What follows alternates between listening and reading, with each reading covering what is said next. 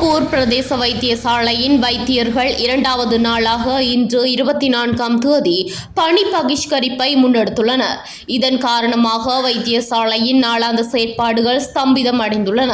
தூர பகுதிகளிலிருந்து மருந்துகள் எடுப்பதற்காக வைத்தியசாலைக்கு வந்த நோயாளர்கள் ஏமாற்றத்துடன் திரும்பிச் சென்றனர்.